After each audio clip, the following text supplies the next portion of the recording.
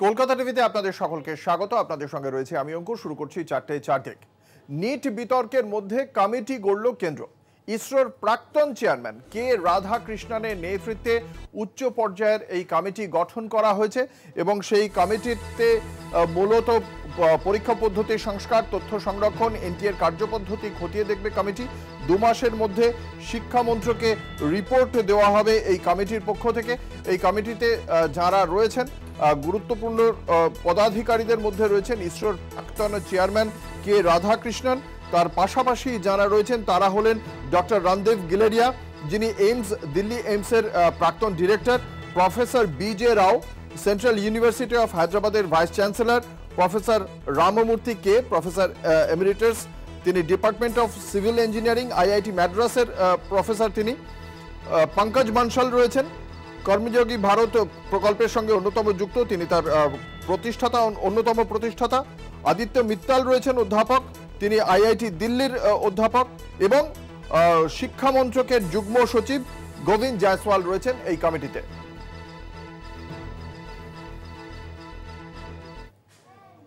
Net বিতর্কের মধ্যেই চাপের মুখে কড়া পদক্ষেপ কেন্দ্রের। প্রবেশিকা ও প্রতিযোগিতামূলক পরীক্ষায় প্রশ্ন ফাঁস রুখতে আইন কার্যকর করল কেন্দ্র। নতুন পরীক্ষা আইন, public examination prevention of unfair means act 2024 নতুন আইন যা সংসদে পাশ হয়। প্রশ্ন ফাঁস বিতর্কের মধ্যে আইনের সেই বিজ্ঞপ্তি জারি করা হয়েছে কেন্দ্রের পক্ষ থেকে। ফলে নতুন পরীক্ষা আইনে কি রয়েছে তা নিয়ে প্রশ্ন রয়েছে, যাতে জানতে পারা যাচ্ছে যদি প্রশ্ন ফাঁস করে তাহলে জামিনযোগ্য ধারায় মামলা হবে, ন্যূনতম 3 বছরের জেল, সর্বাধিক 5 বছরের জেল, সঙ্গে 10 লক্ষ টাকা জরিমানা। নিয়ামক সংস্থার কোনো আধিকারিক যদি জড়িত থাকেন সেক্ষেত্রে 1 কোটি টাকা পর্যন্ত জরিমানা হতে পারে এবং জেলের সময়সীমাও 3 থেকে 10 বছর হতে পারে যদি নিয়ামক সংস্থার কোনো আধিকারিক এই প্রশ্ন ফাঁসের সঙ্গে জড়িত থাকেন।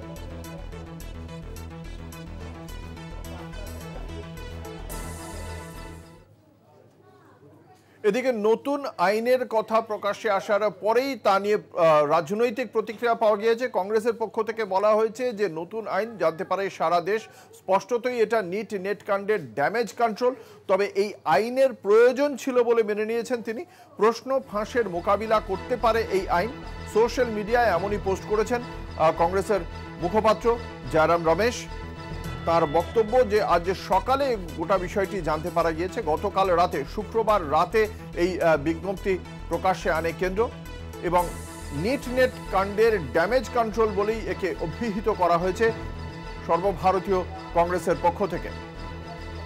দলের মুখপাত্র জয়রাম রমেশ সোশ্যাল মিডিয়ায় পোস্ট করে তার বক্তব্য, এটা এক প্রকার ড্যামেজ কন্ট্রোল, কারণ এর আগে বহু আগে সংসদে পাশ হয়ে গিয়েছে, রাষ্ট্রপতি স্বাক্ষর করেছেন সেই আইনে, তারপরেও কিন্তু তাকে বিধিতে পরিণত করে বলবৎ করার যে প্রক্রিয়া, সেই প্রক্রিয়া নিয়ে এগোয়নি কেন্দ্রের বিজেপি সরকার।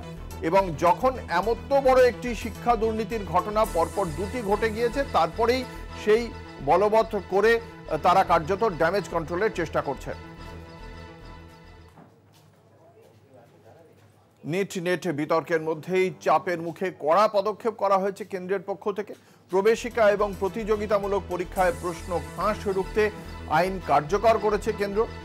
নতুন পরীক্ষা আইন, পাবলিক এক্সামিনেশন যে 2024 যে অ্যাক্ট, সেই অ্যাক্ট অনুসারে যারা এই প্রশ্ন ফাঁসের সঙ্গে জড়িত থাকবেন তাদের 10 লক্ষ টাকা পর্যন্ত জরিমানার কথা বলা হয়েছে, 3 বছরের জেলের কথা বলা হয়েছে। আর যদি কোনো নিয়ামক সংস্থার কোনো আধিকারিক যদি এর সঙ্গে যুক্ত থাকে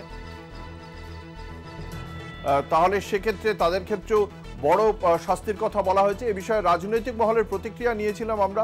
কি বলেছেন তৃণমূল কংগ্রেসের পক্ষ থেকে শান্তনু সেন, সিপিএম এর বিকাশ রঞ্জন ভট্টাচার্য এবং রাহুল সিনহা ভারতীয় জনতা পার্টির নেতা, তাদের কি প্রতিক্রিয়া শোনাবো।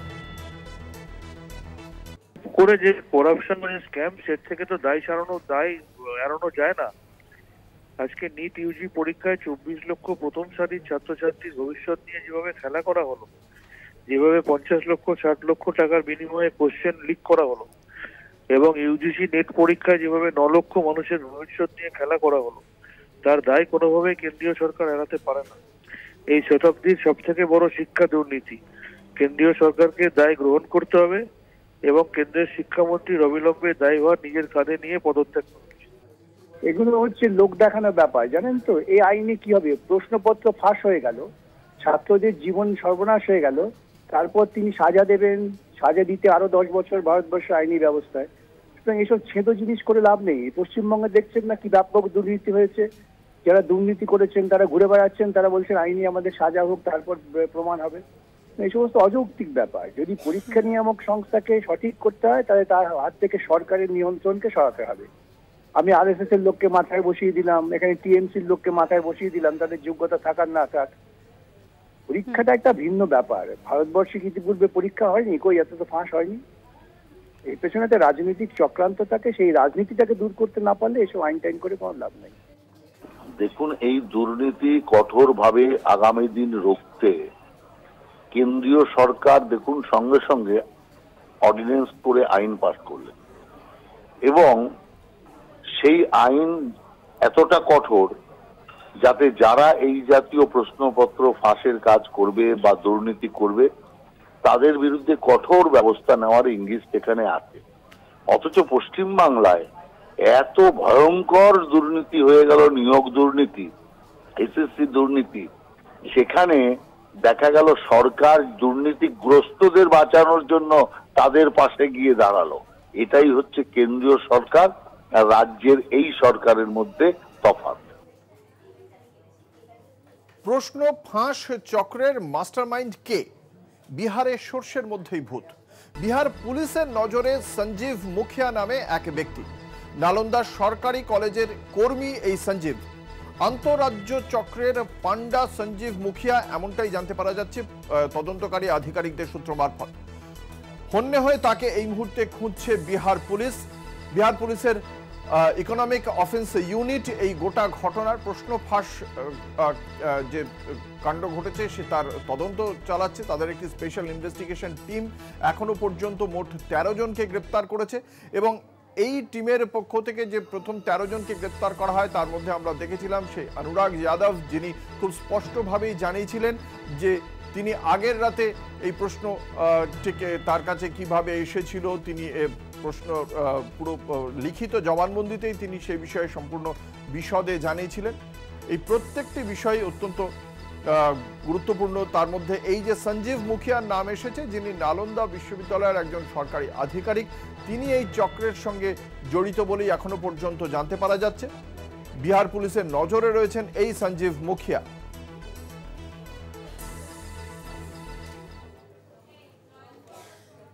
নিট দুর্নীতি কাণ্ডে ঝাড়খণ্ড থেকে গ্রেপ্তার করা হলো আরো 5 জনকে। নিট কাণ্ডে ধৃতের সংখ্যা বেড়ে হলো এই মুহূর্তে 18। অন্যতম অভিযুক্ত সিকান্দার শাহ সহ গ্রেপ্তার 5 জন। প্রশ্নপত্র পিছু 30 থেকে 50 লক্ষ টাকা নেওয়ার অভিযোগ। এর আগে যে টাকার পরিমাণটা যেটা এর আগে জানতে পারা যাচ্ছিল 30 থেকে 35 লক্ষ, সেটা কিন্তু দেখা যাচ্ছে যে পরবর্তীকালে সেই যে মূল্যে বিক্রি করা হয়েছে সেই প্রশ্নপত্র তা 30 লক্ষ টাকা থেকে শুরু হয়ে 50 লক্ষ টাকা পর্যন্ত পৌঁছেছে। আপনারা সকলেই জানেন নিট কাণ্ডে পরীক্ষা ছিল 5 তারিখ, 5ই মে, এবং 4 মে যে ছাত্র অনুরাগ তার কাছে সেই প্রশ্নপত্র মধ্যরাতেই পৌঁছে গিয়েছিল। পরের দিন সে পরীক্ষা কেন্দ্রে গিয়ে দেখে একই প্রশ্নপত্র সে গতকাল রাতেই দেখে ফেলেছে।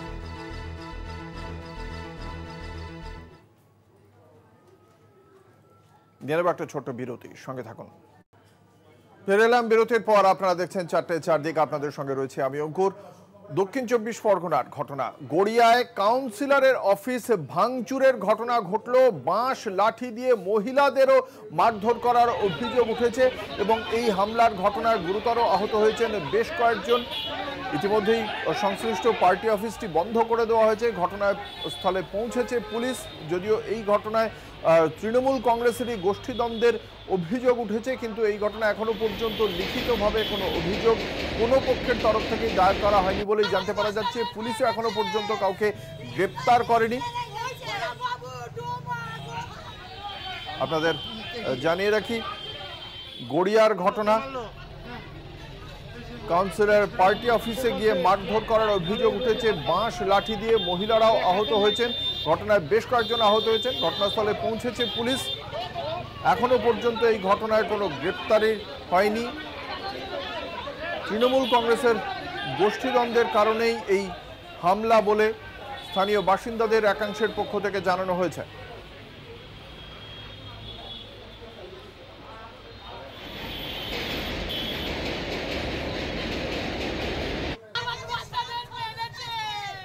মুখ্যমন্ত্রী মমতা বন্দ্যোপাধ্যায় এর আগেই বার্তা দিয়েছিলেন এই মুহূর্তে দলের সংগঠন সামলানোর জায়গা থেকে অভিষেক বন্দ্যোপাধ্যায় তাঁর চিকিৎসার জনিত কারণেই, স্বাস্থ্যজনিত কারণেই তিনি অব্যাহতি নিয়েছেন কিছুদিনের জন্য, এবং তারপরেই মুখ্যমন্ত্রী মমতা বন্দ্যোপাধ্যায় দলের যে সাংগঠনিক যে ব্যবস্থা তা কড়া হাতে তিনি গ্রহণ করেছেন। সুব্রত বক্সী দলের রাজ্য সভাপতিকে বার্তাও দিয়েছিলেন মুখ্যমন্ত্রী মমতা বন্দ্যোপাধ্যায়। তারপরেও কিন্তু একই ঘটনা দেখতে পাওয়া গেছে। এর আগে আমরা দেখেছিলাম যাদবপুরেও একই রকমভাবে গন্ডগোলের ঘটনা ঘটেছিল, যাদবপুরের পাটুলিতে। সেখানেও দুই কাউন্সিলরের মধ্যে গন্ডগোল হয়। দুটি ক্ষেত্রেই তৃণমূল কংগ্রেসের গোষ্ঠীদ্বন্দ্ব প্রকাশ্যে আসে। আজকেও একই ঘটনা দেখতে পাওয়া গেল গড়িয়া চত্বরে।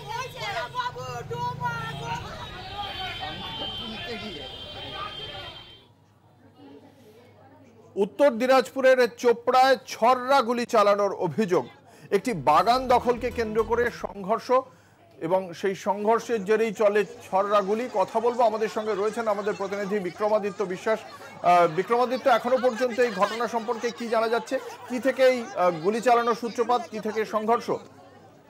দেখো, ঘটনার সূত্রপাত ডানকান সংস্থা 70 বিঘার একটি আনারকলি চা বাগানে বাগান নিয়েছিল। সেই বাগানটি থেকে লাভজনক অবস্থায় না আসার জন্য তারা বেশ কয়েক বছর আগেই বাগান ছেড়ে চলে যায়।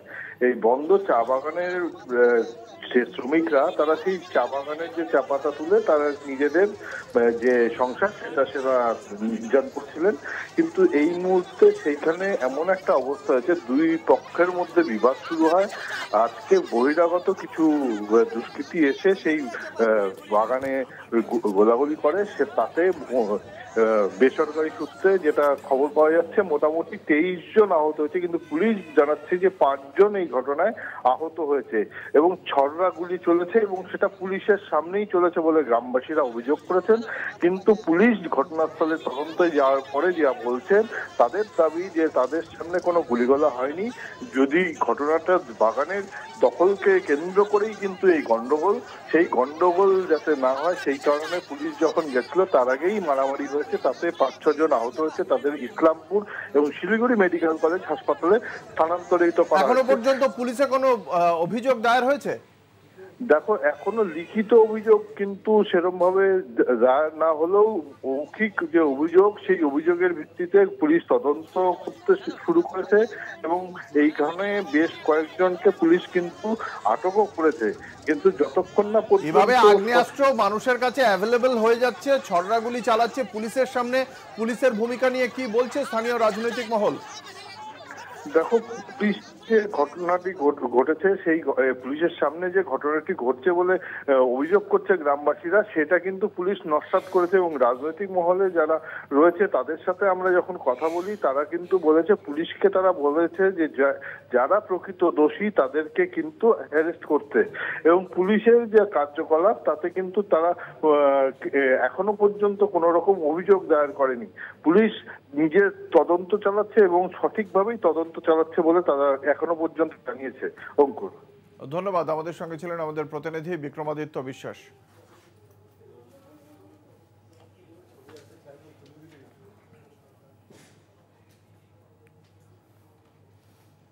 ফের ছেলে ধরা সন্দেহে গণপিটুনির ঘটনা মোহনপুরের কাঁঠালিয়ায়। এই ঘটনাকে কেন্দ্র করে যথেষ্ট উত্তেজনা ছড়ায়। এক যুবককে গণপিটুনির অভিযোগ। ইতিমধ্যেই ওই যুবককে কলকাতার একটি হাসপাতালে নিয়ে যাওয়া হয়েছে, এবং মোহনপুরে এই মুহূর্তে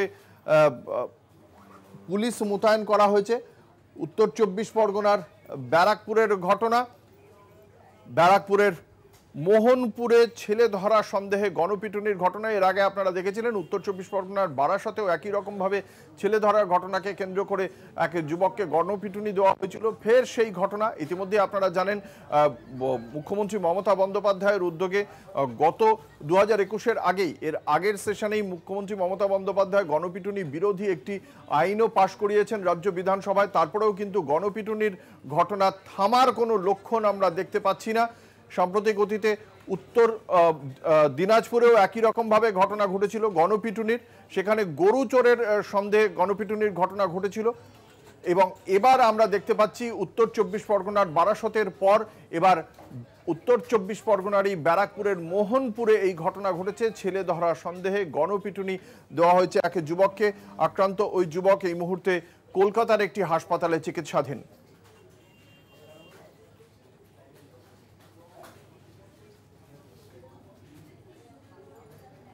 আমাদের সঙ্গে রয়েছেন আমাদের প্রতিনিধি শুভজিৎ সিং। শুভজিৎ, ঠিক কি থেকে এই সন্দেহ, কি পুলিশ এখনো পর্যন্ত কি অ্যাকশন নিয়েছে এই গণপিটুনির প্রেক্ষিতে?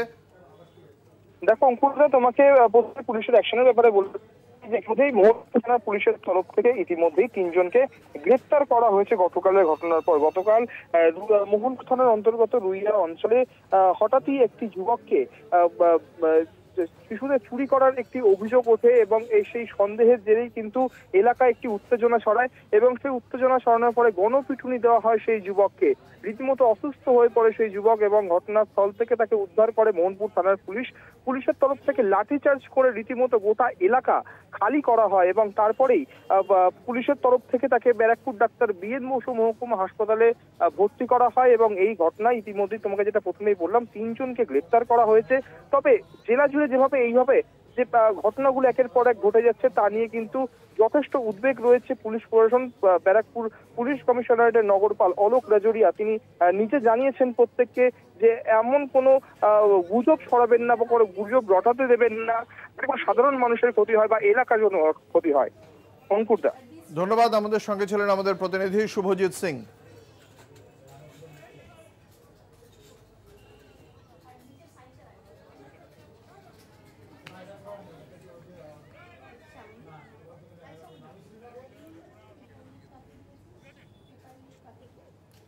উত্তর 24 পরগনার অশোকনগরেও শিশু চুরির গুজবে এক মানসিক ভারসাম্যহীন মহিলাকে মারধর করার ঘটনা ঘটেছে।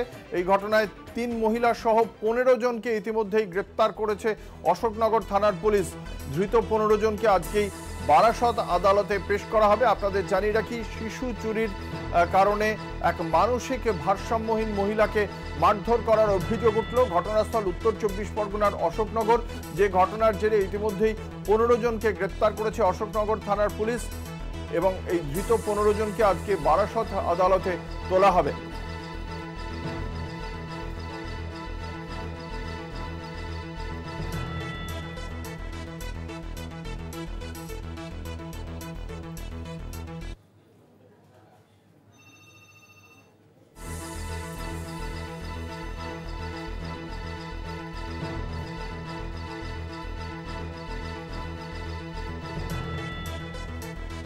কথা বলবো, আমাদের সঙ্গে রয়েছেন আমাদের প্রতিনিধি ভক্তি দে। ভক্তি, ঠিক কি কারণে মানসিক ভারসাম্যহীন মহিলাকে শিশু চোর বলে মনে করেছিলেন স্থানীয় বাসিন্দারা, কি বলছেন এখনো পর্যন্ত কি জানা যাচ্ছে?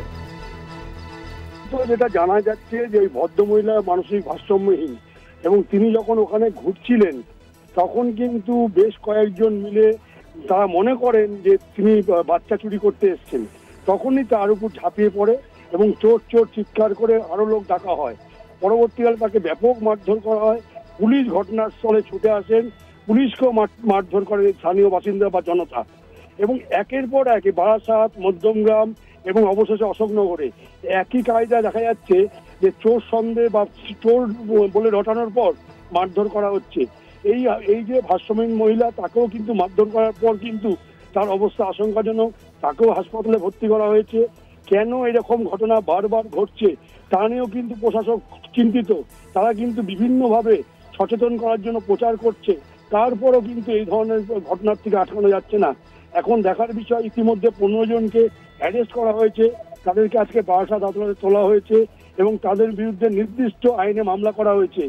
যদি এরপর দেখা যাচ্ছে যে প্রতিটি মুহূর্তে কখনো বারাসাত, কখনো মধ্যমগ্রাম, কখনো দত্তপুকুর, কখনো অশোকনগর, এই ঘটনা কিভাবে আটকানো হয় তার জন্য কিন্তু পুলিশ প্রশাসন তারা কিন্তু এটা নিয়ে বৈঠকে বসেছে যে কিভাবে এটা মানে বন্ধ করা যায়। তো তার দিয়ে কিন্তু স্থানীয় মানুষ তারা এত আতঙ্কিত, তারাও ভাবছে এই ধরনের ঘটনা যদি পুনরায় না ঘটে, কেন তারাও চাইছে যে এলাকায় শান্তি শৃঙ্খলা বজায় থাকুক।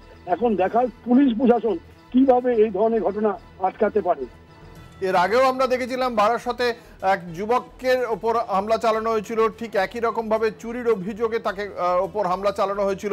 বারংবার এই ঘটনা ঘটছে, জেলা পুলিশ সে বিষয়ে কি বলছে? দেখো, জেলা পুলিশের সাথে আমার কিছুক্ষণ আগে আমরা গেছিলাম, কথা বলছিলাম, এবং তাদের বক্তব্য তারা কিন্তু বলছে আমরা সব রকম ভাবে আটকানোর চেষ্টা করছি, এবং তারা কিন্তু বিভিন্ন স্কুলে অভিভাবকদের সঙ্গে কথা বলছেন, সেখানে হ্যান্ডবিল ছাপিয়ে তারা প্রচার করছেন যে মানুষকে আইন নিজের হাতে নেবেন না, তারা যদি আপনার সন্দেহভাজন কাউকে মনে হয় তাহলে আপনারা থানায় খবর দিন, কিন্তু কাউকে মারধর করবেন না। এবং মাইকিং করা হচ্ছে বিভিন্ন পৌরসভা, ক্লাব সমন্বয় কমিটি এবং পুলিশ, 3 জায়গার থেকে মাইকিং করা হচ্ছে বিভিন্ন অঞ্চল জুড়ে। তারপরেও কিন্তু এই ধরনের ঘটনা ঠেকানো যাচ্ছে না, সেটা নিয়ে পুলিশ কিন্তু চিন্তিত। এখন দেখার বিষয় পুলিশ আগামী দিনে এই নিয়ে কি পদক্ষেপ নেয়, সেটাও কিন্তু পুলিশ এটা দেখছে। ধন্যবাদ। আমাদের সঙ্গে ছিলেন আমাদের প্রতিনিধি ভক্তি দে। আপনাদের জানিয়ে রাখি যে উত্তর 24 পরগনার ব্যারাকপুরের মোহনপুরে যেমন এক যুবককে মারধর করা হয়েছে, গণপিটুনি দেওয়া হয়েছে, ঠিক একই রকমভাবে উত্তর 24 পরগনার অশোকনগরেও এক মানসিক ভারসাম্যহীন মহিলাকে শিশু চুরির সন্দেহে গণপিটুনি দেওয়া হয়। এই মানসিক ভারসাম্যহীন ভদ্রমহিলাকে মারার কারণে 15 জনকে ইতিমধ্যেই গ্রেপ্তার করা হয়েছে, তাদেরকে আজকে বারাসত আদালতে পেশ করা হচ্ছে। অন্যদিকে ওই যুবককে মারধর করার ঘটনায় ইতিমধ্যেই 3 জনকে গ্রেপ্তার করা হয়েছে। ওই যুবক ইতিমধ্যেই যথেষ্ট আশঙ্কাজনক অবস্থায় তিনি চিকিৎসাধীন রয়েছেন কলকাতার একটি হাসপাতালে। উত্তর 24 পরগনার 2টি ঘটনা ছাড়াও আমরা দেখেছি সাম্প্রতিক অতীতে উত্তর 24 পরগনার বারাসতেও এক যুবক আক্রান্ত হয়েছিলেন এবং সেক্ষেত্রেও শিশু চুরির সন্দেহের অভিযোগ উঠেছিল এবং সেই অভিযোগে গণপিটুনি দেওয়া হয় তাকে।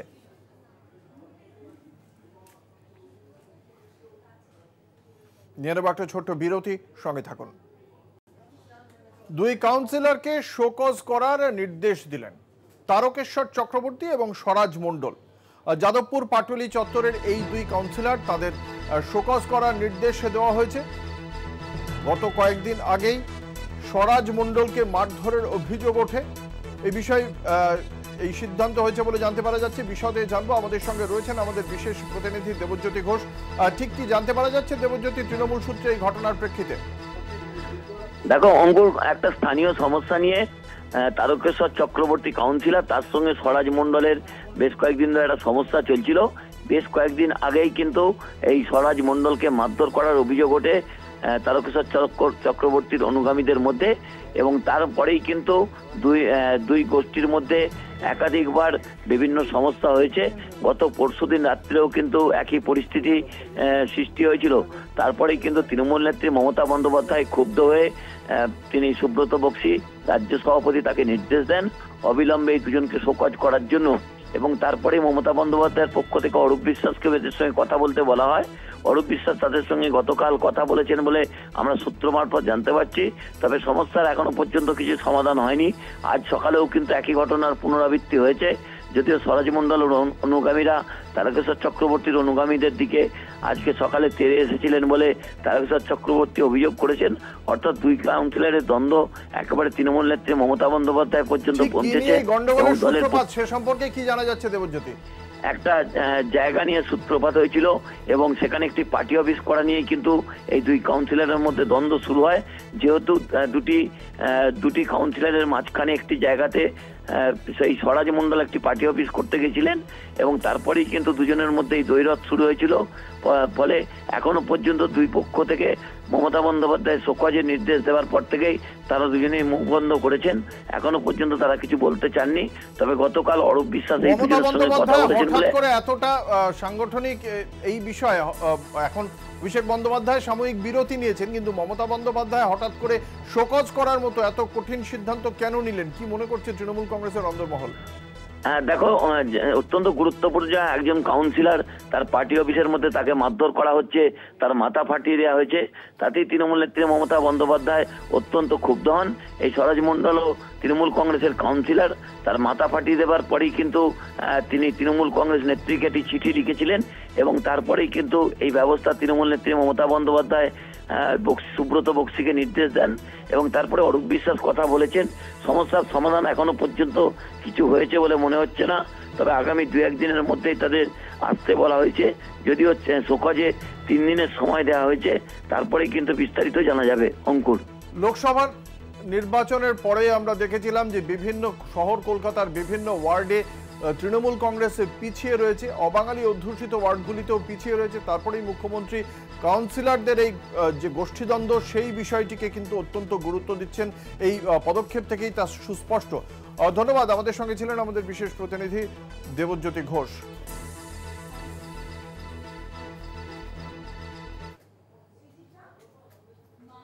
পূর্ব মেদিনীপুরের নন্দীগ্রামের উত্তপ্ত নন্দীগ্রামের সীতানন্দ কলেজে ছাত্র সংঘর্ষের ঘটনা।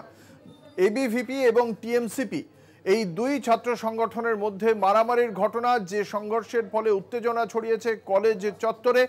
এবিভিপির অভিযোগ যে দীর্ঘদিন ধরে কলেজে কোনো প্রকার ছাত্র সংসদের নির্বাচন না হলেও ওই কলেজের মধ্যে হেল্প ডেস্ক বানিয়েছে এবং পতাকা ফেস্টুন টাঙিয়েছে তৃণমূল কংগ্রেস, এবং তা নিয়ে আপত্তি জানাতেই এই সংঘর্ষের সূত্রপাত।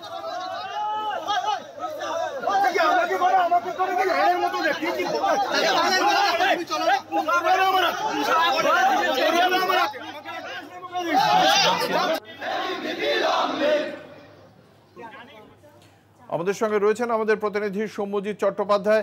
আজকের এই কতদিন ধরে এই যে এবিভিপি বলছে যে দীর্ঘদিন ধরে তৃণমূল কংগ্রেস সেখানে পতাকা ফেস্টুন টাঙিয়েছে, হেল্প ডেস্ক বানিয়েছে, এটা কতদিন ধরে চলছে বলে অভিযোগ?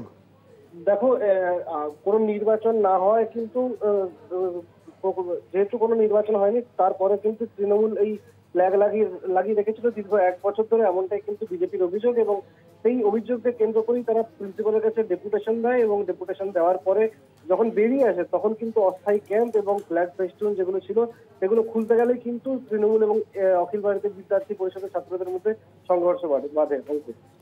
সৌম্যজিৎ, এই যে দীর্ঘদিন ধরে ছাত্র সংসদের নির্বাচন না হওয়া সত্ত্বেও তৃণমূল কংগ্রেস কলেজ প্রাঙ্গণের মধ্যে এরকম ভাবে পতাকা ফেস্টুন টাঙিয়ে হেল্প ডেস্ক খুলে ফেলেছে, কলেজ কর্তৃপক্ষ কেন অনুমোদন দিয়েছিল? তাতে কি বক্তব্য কলেজ কর্তৃপক্ষের?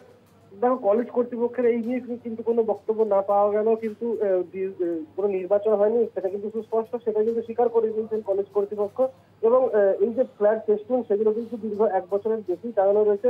কলেজে ঢোকার মুখেই একটা বড় ব্যানার রয়েছে, যে তৃণমূল ছাত্র পরিষদের একটা বিশাল বড় ব্যানার। সেই ব্যানার কিন্তু ইতিমধ্যেই কলেজ কর্তৃপক্ষের তরফে কিন্তু চাপ দিয়ে খুলিয়ে ফেলা হয়েছে এবং পুলিশের কাছে বলা হয়েছে যে এই ধরনের ঘটনা যাতে ভবিষ্যতে না ঘটে। পুলিশের কি ভূমিকা দেখলে? দেখো, পুলিশ আজকে এসেছিল, পুলিশ আজকে আসার পরে কিন্তু পুরো ঘটনাটা খতিয়ে দেখে এবং এই ঘটনাকে জড়িত সেই তদন্ত করছিল তারা, কিন্তু সেই মুহূর্তে কিন্তু কলেজের প্রিন্সিপাল সেখানে সেই জায়গায় আসে এবং প্রিন্সিপাল বলে এই ঘটনায় কিন্তু যারা যারা জড়িত তাদের সাথে প্রিন্সিপাল আলাদা করে কথা বলবেন যাতে এই ধরনের কোনো ঘটনা ভবিষ্যতে না হয় এবং সেই আশ্বস্ত করতে। জেলা তৃণমূল নেতৃত্ব তৃণমূল ছাত্র পরিষদের এই পদক্ষেপকে সমর্থন করছে। কলেজে নির্বাচনই হয়নি অথচ তারা এরকম ভাবে কলেজের মধ্যে ফ্ল্যাগ লাগাচ্ছে, এটা কি জেলা তৃণমূল নেতৃত্ব সমর্থন করছে? দেখো, জেলা তৃণমূল নেতৃত্ব এই ঘটনাকে সমর্থন করেনি। এই ইতিমধ্যেই আমাদের জেলা চেয়ারম্যানের সাথে কথা হয়েছে, চিত্তরঞ্জন মাইতি, তিনি কিন্তু জানিয়েছেন এই ঘটনাটা কিন্তু তার জানা নেই, তিনি কিন্তু খতিয়ে দেখবেন এবং তারপরে কিন্তু পদক্ষেপ নেবেন বলেই কিন্তু জানিয়েছেন জেলা তৃণমূল নেতৃত্ব। ধন্যবাদ। আমাদের সঙ্গে ছিলেন আমাদের প্রতিনিধি সৌম্যজিৎ চট্টোপাধ্যায়।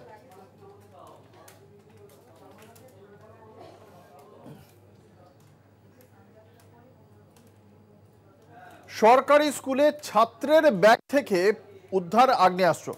গেটম্যানের ওপর প্রতিশোধ নিতেই এই আগ্নেয়াস্ত্র এনেছিল 10ম শ্রেণীর ওই ছাত্র বলে এখনো পর্যন্ত জানতে পারা যাচ্ছে। মুর্শিদাবাদের ঘটনা, মুর্শিদাবাদের রেজিনগর থানার আন্দুলবেড়িয়া হাই স্কুলে এক 10ম শ্রেণীর ছাত্রের কাছ থেকে পিস্তল উদ্ধার হয়েছে এবং এই আগ্নেয়াস্ত্র উদ্ধার করার পরে ইতিমধ্যেই শুরু হয়েছে ওই ছাত্রকে জিজ্ঞাসাবাদ। রেজিনগর থানার পুলিশ গোটা ঘটনার তদন্ত শুরু করেছে। এবার আমেরিকা কানাডার ছায়া মুর্শিদাবাদের হাই স্কুলে। সরকারি স্কুলের এক ছাত্রের কাছ থেকে উদ্ধার আগ্নেয়াস্ত্র। গেটম্যানের সঙ্গে বচসা হওয়ায় প্রতিশোধ নিতেই স্কুলে আগ্নেয়াস্ত্র এনেছিল 10ম শ্রেণীর ওই ছাত্র বলে অভিযোগ। শনিবার স্কুল খুলতেই ওই ঘটনায় চরম উত্তেজনা ছড়িয়ে পড়ে রেজিনগর থানার আন্দুলবেড়িয়া হাই স্কুলে। ওই ছাত্রের কাছ থেকে আগ্নেয়াস্ত্র উদ্ধার করে জিজ্ঞাসাবাদ শুরু করেছে রেজিনগর থানার পুলিশ।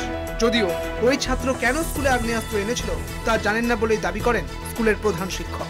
কেন নিয়ে এসেছিল, কি ব্যাপার, টিচারদের বিরুদ্ধে কোনো ক্ষোভ, এসব কিছু ঘটনা নেই। এটা সে কৌতূহল, তাকে সে যেটা বলছে যে দুটো ছেলের কাছে পাওয়া গেছে যে বন্ধুদেরকে কৌতূহলবশত দেখানোর জন্য নিয়ে এসেছে। অন্যদিকে ওই স্কুলের গেটম্যানের দাবি, কয়েকদিন আগে তার সাইকেলের সিট খুলে নিয়ে যাওয়ায় কয়েকজন ছাত্রকে তিনি বকাঝকা করেছিলেন। ওই ঘটনার বদলা নিতেই শনিবার 10ম শ্রেণীর এক ছাত্র গুলি ভর্তি পিস্তল নিয়ে এসে তাকে গুলি করার কথা অন্য ছাত্রদের জানায়। বিষয়টি জানাজানি হতেই স্কুলের প্রধান শিক্ষক সহ অন্যান্য শিক্ষকরা ওই ছাত্রের কাছ থেকে আগ্নেয়াস্ত্র উদ্ধার করে পুলিশকে খবর দেয়। ঘটনাস্থলে রেজিনগর থানার পুলিশ পৌঁছে আগ্নেয়াস্ত্রটি উদ্ধার করে। যদিও এই ছাত্রের দাবি, তার মামাবাড়ির স্টোররুম থেকে ওই দেশি পিস্তলটি সে পায়। অন্যদিকে স্কুলের প্রধান শিক্ষক জানান, স্কুলের বাকি ছাত্রদের নিরাপত্তার স্বার্থেই ওই ছাত্রকে পুলিশের হাতে তুলে দেওয়া হয়েছে। একটা আগ্নেয়াস্ত্র ক্লাসরুমে ধরা পড়েছে, সেহেতু আমরা পুলিশকে জানিয়েছি এবং পুলিশ এসেছেন এবং আইনের যে বিষয়গুলো রয়েছে, জিজ্ঞাসাবাদ কেন নিয়ে এসছে, কোথা থেকে পেয়েছে, এগুলো পুলিশের কাজ, সে পুলিশ করবে, আমাদের হাতে কিছু নেই। ঘটনার কথা জানাজানি হতেই অন্য ছাত্রদের মধ্যে আতঙ্ক ছড়িয়ে পড়ে। এলাকার প্রচুর লোক এসে ভিড় করে স্কুল চত্বরে। ঘটনার তদন্তে রেজিনগর থানার পুলিশ। কল্যাণ চন্দ্রের রিপোর্ট, কলকাতা টিভি। প্রধান শিক্ষককে মারধরের অভিযোগ অন্য শিক্ষকের বিরুদ্ধে। আসানসোলের ঘটনা এবং সেই ঘটনাকে কেন্দ্র করে যথেষ্ট চাঞ্চল্য ছড়িয়েছে। আঙুলে চোট পেয়েছেন প্রধান শিক্ষক। আসানসোলের রানীগঞ্জ হাই স্কুলের ঘটনাকে কেন্দ্র করে যথেষ্ট উত্তেজনা। বিশদে জানব, আপনাদের জানিয়ে রাখি,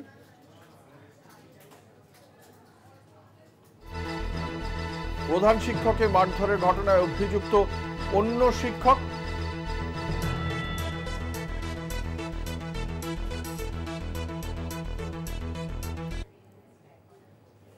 আমাদের সঙ্গে রয়েছেন আমাদের প্রতিনিধি পবিত্র বন্দ্যোপাধ্যায়। পবিত্র, ঠিক কি জানা যাচ্ছে, কি থেকে এই গন্ডগোলের সূত্রপাত এবং এই ঘটনার পরে কি পদক্ষেপ করা হয়েছে এখনো পর্যন্ত স্কুল কর্তৃপক্ষের তরফ থেকে? দেখো অঙ্কুর, তোমাকে বলে রাখি যে সূত্রপাত, যে ঘটনার যে সূত্রপাত তা হচ্ছে স্কুলে ক্লাস করানো নিয়ে। যে স্কুলের যে প্রধান শিক্ষক প্রতিম চট্টোপাধ্যায়, তার বক্তব্য যে তিনি টিচারকে বলেন যে গিয়ে ক্লাস করাতে, এবং তোমার এই জয়িতা মণ্ডল যে আছে তাকে ক্লাস করাতে বলে, এবং তখন তিনি উদ্যত হয়ে ওঠেন যে আমি আমার সময় মতো আমি ঠিক ক্লাস করাতে যাব। এই নিয়ে তর্ক বিতর্ক বাঁধে এবং এই তর্ক বিতর্ক পরে ওই স্কুলেই এক বিজয়বাবু বলে একজন ছাত্র শিক্ষক আছেন, যিনি এই মহিলা শিক্ষিকা তার হাজবেন্ড, এবং তারপরে দুজনে মিলে তার সঙ্গে কথাবার্তা প্রথমে হয়। তারপরে সেই কথাবার্তা দ্বন্দ্বে জড়িয়ে পড়ে এবং অকথ্য ভাষায় তাদের সঙ্গে তার যা বক্তব্য, যে আমাকে অকথ্য ভাষায় কথাবার্তা বলতে থাকে, গালিগালাজ করতে থাকে, এমনকি তার গায়ে হাতও দেয়। এবং ওই যে বিজয়বাবু যিনি আছেন শিক্ষক, তিনি তার আঙুল মুচকে দেন এবং তিনি আহত হন এবং তাকে আঘাত করেন।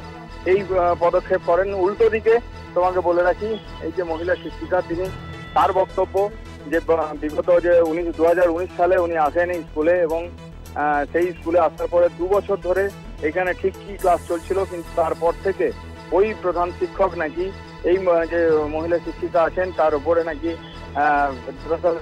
মেন্টালি টর্চার করতেন এবং ক্লাসে যখন খুশি নিজের ইচ্ছা মতো সময় দিয়ে দিতেন। এই অভিযোগ তার পক্ষ। অবশেষে দুই পক্ষই পৌঁছে যায় আসানসোল যে রানীগঞ্জ থানা, সেই থানাতে, এবং তোমাকে বলে রাখি এই থানাতে পৌঁছানোর পরে এখন যে পুলিশের কাছে অভিযোগ করে প্রধান শিক্ষক এই বিষয়ে, পুলিশ এই বিষয়ে এখনো তদন্ত করে দেখছে। ধন্যবাদ। আমাদের সঙ্গে ছিলেন আমাদের প্রতিনিধি পবিত্র বন্দ্যোপাধ্যায়।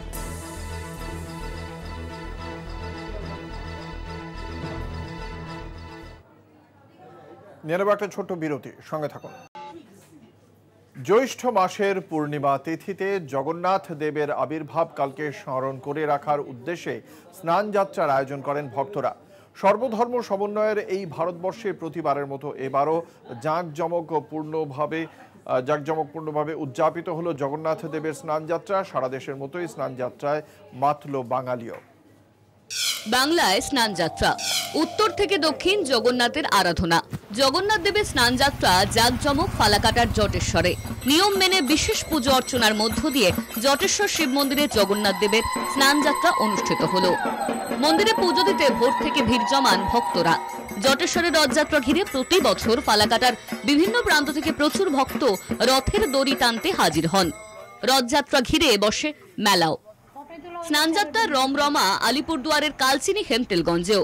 সেখানকার শ্রী চৈতন্য সেবাশ্রম সংঘের গৌরীয় মঠে হয়ে গেল জগন্নাথ দেবের স্নানযাত্রা।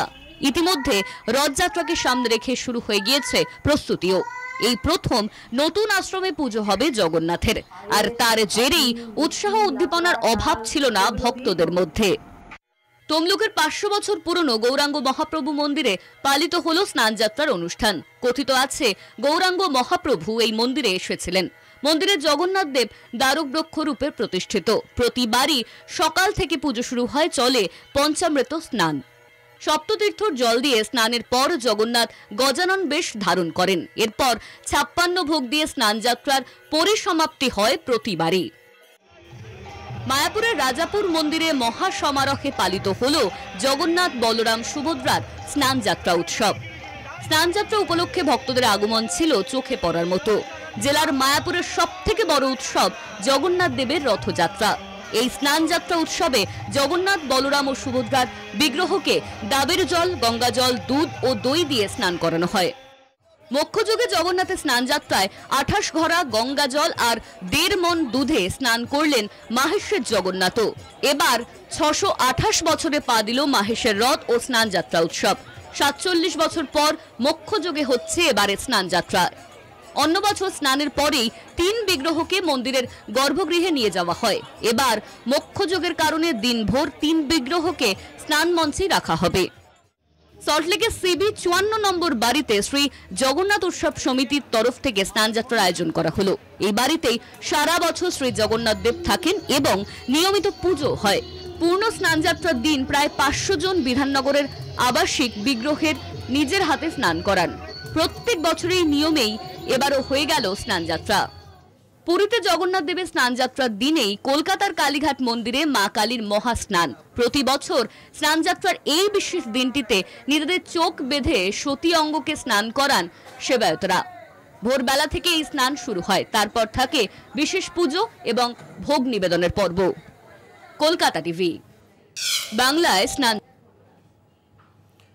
বাংলার বিভিন্ন জায়গার মতো হুগলির মাহেশেও চলছে স্নান যাত্রাকে কেন্দ্র করে যথেষ্ট সেখানে বহু মানুষের ভিড় হয়েছে এবং বহু মানুষ আজকের এই স্নান যাত্রা উপলক্ষে মাহেশে পৌঁছে গিয়েছেন। সেই ছবি আপনারা দেখতে পাচ্ছেন এই মুহূর্তে কলকাতা টিভির পর্দায়। জ্যৈষ্ঠ মাসের পূর্ণিমা তিথিতে জগন্নাথ দেবের এই স্নান যাত্রা হয়, কিন্তু এবার যদিও তিথির কারণেই আষাঢ় মাসের পড়ে গিয়েছে এই স্নান যাত্রা উৎসব, আর 15 দিন পরে হবে রথযাত্রা। এই স্নান যাত্রায় 108 ঘটি জল ঢালা হবে জগন্নাথ দেবের মাথায় এবং তারপরেই জগন্নাথ দেবের জ্বর হবে। সেই জ্বরে জগন্নাথ দেব গৃহবন্দী হয়ে যাবেন। তারপরে জগন্নাথ দেবকে নিয়ে তিনি সুস্থ হলে আবার রথযাত্রা উৎসব। পুরীর ক্ষেত্রে গুন্ডিচা মন্দিরে তার মাসির বাড়িতে নিয়ে যাওয়া হয় জগন্নাথ দেবকে। হুগলির ক্ষেত্রে অবশ্য মাহেশ থেকে খানিকটা দূরেই গড়িয়ে যায় সেই রথের চাকা। হুগলির মাহেশের রথের যে ঐতিহ্য তা প্রায় 500 বছরের বেশি বলে মনে করা হয়। কেউ কেউ বলেন সেই রথের ঐতিহ্য প্রায় 600 বছরের। এমনকি বঙ্কিমচন্দ্র চট্টোপাধ্যায়ের উপন্যাসেও উঠে এসেছে মাহেশের রথের সেই কাহিনী।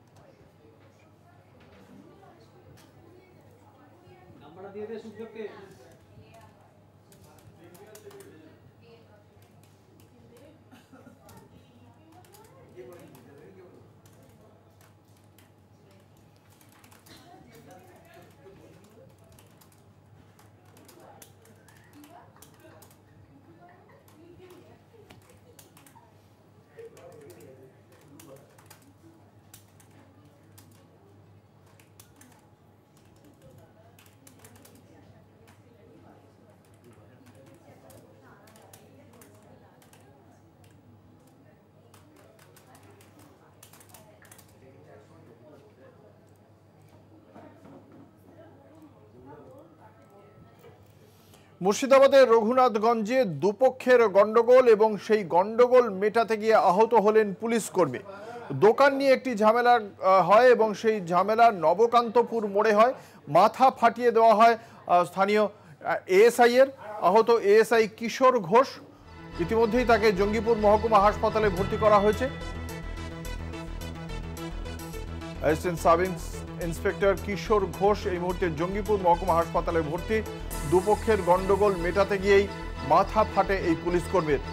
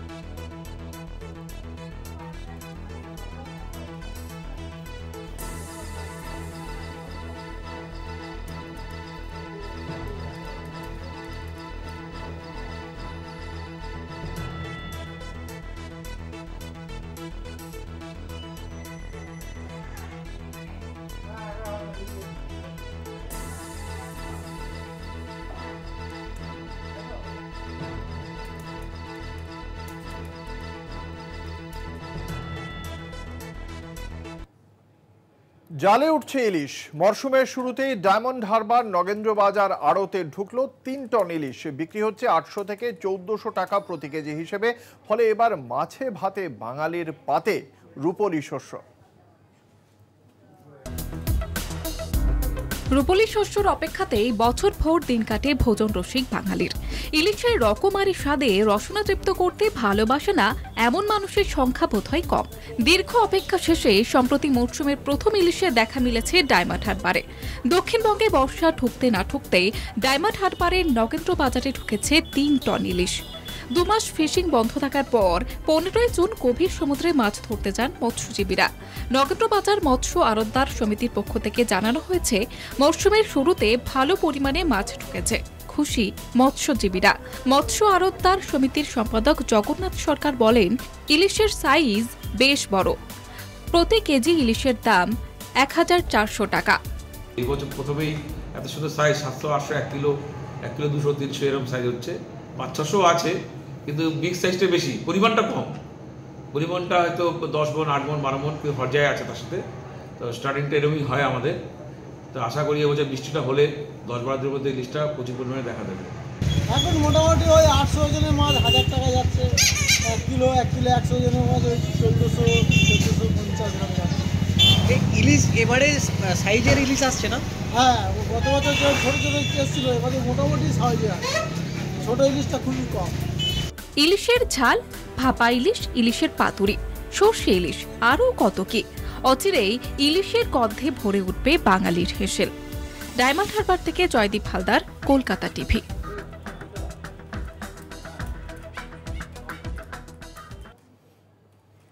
নয়াদিল্লিতে প্রধানমন্ত্রী নরেন্দ্র মোদী এবং বাংলাদেশের প্রধানমন্ত্রী শেখ হাসিনার বৈঠক। ভারত বিশ্বস্ত বন্ধু বলেই জানিয়েছেন বাংলাদেশের প্রধানমন্ত্রী। ভারতের উন্নয়ন পথের সবথেকে বড় সঙ্গী বাংলাদেশ বলে যৌথ বিবৃতিতে বলেছেন প্রধানমন্ত্রী নরেন্দ্র মোদী। প্রধানমন্ত্রী নরেন্দ্র মোদী তৃতীয়বার প্রধানমন্ত্রী হওয়ার পর প্রথম বিদেশি অতিথি হিসেবে শেখ হাসিনা এলেন। দুদেশের মধ্যে প্রতিরক্ষা, সন্ত্রাসবাদ দমন নিয়ে আলোচনা হয়েছে বলেই যৌথ বিবৃতি অনুসারে জানতে পারা যাচ্ছে। দুদিনের সফরে শেখ হাসিনা এসেছেন নয়াদিল্লিতে এবং সেই নয়াদিল্লিতে আজ দ্বিতীয় দিনে তার সঙ্গে বৈঠক হলো প্রধানমন্ত্রী নরেন্দ্র মোদীর। তারপরেই দুই দেশ পক্ষ থেকে একটি যৌথ বিবৃতিও দেওয়া হয়েছে, যে বিবৃতিতে ভারতবর্ষকে বিশ্বস্ত বন্ধু বলেছেন শেখ হাসিনা। অন্যদিকে প্রধানমন্ত্রী নরেন্দ্র মোদীও ভারতবর্ষের অন্যতম গুরুত্বপূর্ণ সঙ্গী বলেই বর্ণনা করেছেন তিনি।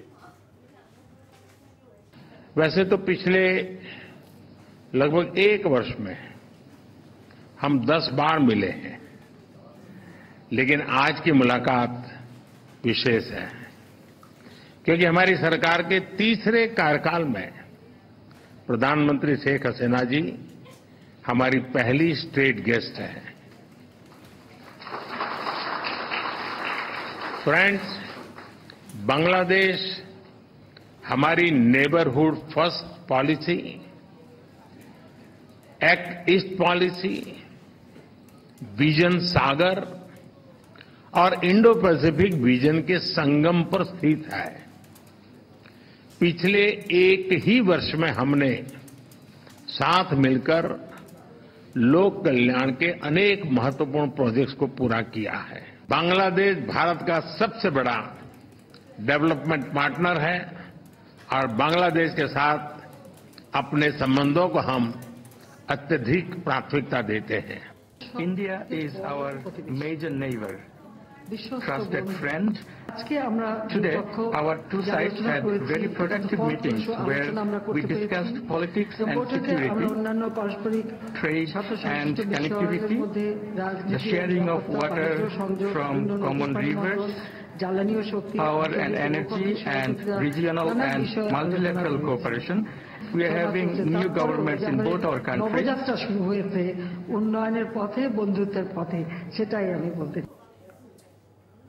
এখন এ পর্যন্তই। দেখতে থাকুন কলকাতা টিভি, রাত দিন 7 দিন।